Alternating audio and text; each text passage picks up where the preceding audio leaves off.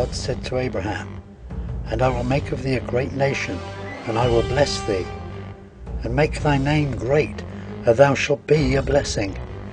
And I will bless them that bless thee, and curse him that curses thee. And in thee shall all families of the earth be blessed." October the 30th, 1991. As President George Bush opened the Madrid conference, a conference aimed at forcing Israel to give up yet more land, a storm formed in the Atlantic Ocean, and against all records, instead of travelling from west to east, it travelled from east to west, finally sending 35-foot waves into Mr. Bush's New England home. August the 23rd, 1992. The Madrid conference moved to Washington, D.C. On that same day, Hurricane Andrew, the worst natural disaster ever to hit America, produced over $30 billion worth of damage and left 180,000 people homeless in Florida.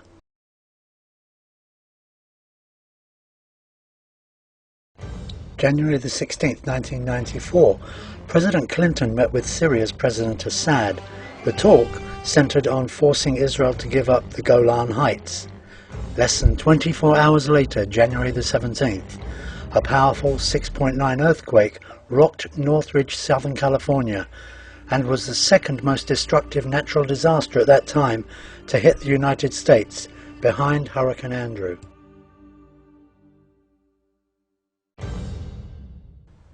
March the 1st to April 1997, PLO chairman Yasser Arafat toured America. On the very day Arafat landed in America, powerful tornadoes devastated huge sections of Texas, Arkansas, Mississippi, Kentucky, Tennessee and the Dakotas. The storms resulted in the worst flooding of the 20th century. Arafat finished his tour and left the United States, and as he left, the storms subsided.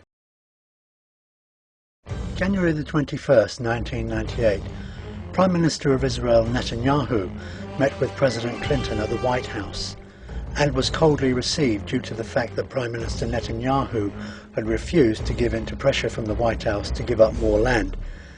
Clinton and Secretary of State Madeleine Albright refused to have lunch with him. Shortly afterwards, later that day, the Monica Lewinsky scandal broke over President Clinton's head. September the 28th, 1998.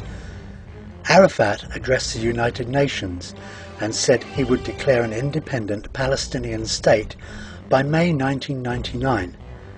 As he said these words, Hurricane George pounded the Gulf Coast, causing $1 billion worth of damage. At the exact time Arafat left the United States, the storm faded. August the 29th, 2005, President Bush supported Israeli Prime Minister Sharon's evacuation from Gaza. He said, "I strongly support Sharon's courageous initiative to disengage from Gaza." Exactly 1 week after 8,000 Jewish settlers were evicted from the Gaza Strip, Hurricane Katrina struck the states of Louisiana, Mississippi and Alabama. 80% of the entire city of New Orleans was left underwater. Interestingly, the percentage of the Israeli population that was made homeless in the Gaza withdrawal was almost exactly equal to the same percentage of the American population who were made homeless through Katrina. Tuesday, the 23rd of March 2010, Prime Minister Netanyahu of Israel was taken to the White House by a side door, given a severe dressing down by President Obama. There were no press corps present, no friendly photographs taken. And when Prime Minister Netanyahu would not give in to Obama, Obama said, "Well, I'm going to dinner. If you come up with anything new, give me a call." So the Prime Minister of Israel was left sitting there with his entourage. They waited a while and then went back to the Israeli embassy, finally leaving the USA on the 25th of March. And, just like clockwork, within 48 hours, heavy storms hit the USA, causing the worst flooding in over 200 years.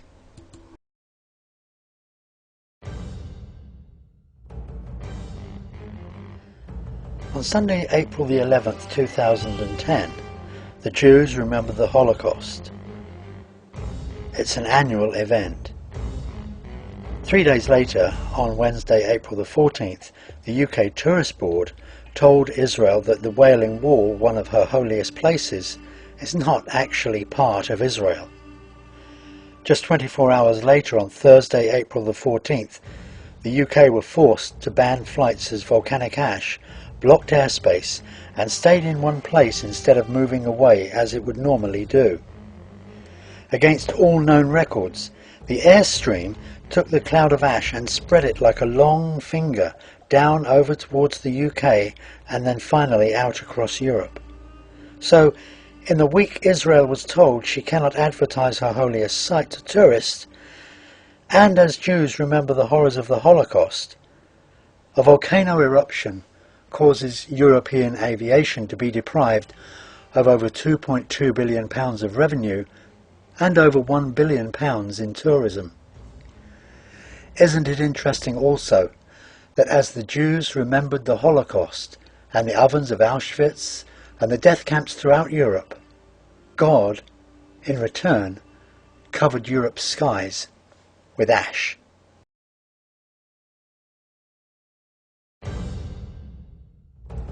April the 19th, 2010. President Obama stated the USA will no longer automatically side with Israel at the United Nations. This was the first time any president had made such a statement, as the USA has always stood beside Israel from her birth in 1948. This year, 2010, the anniversary of Israel's rebirth in 1948 was celebrated on April the 19th. Israel was reborn on May the 14th, 1948, but because the Israelis use a different calendar to us, we use a solar calendar and they use a lunar calendar, their dates are always different to ours. So their anniversary fell on the same day Obama declared the USA would not always be supporting Israel at the UN. 24 hours later, BP, Deepwater Horizon in the Gulf of Mexico, exploded, killing 11 workers and resulting in the worst natural disaster in American history. And it may not end there, because there is now the possibility the oil could find its way out into the Atlantic and be drawn up the American east coast, finally spreading into the waters of Northern Europe and the UK. But at present, that is only a possibility, not a certainty. Friends, after looking at these events, do you really think they are just coincidences? That the God of Israel is not watching over Israel?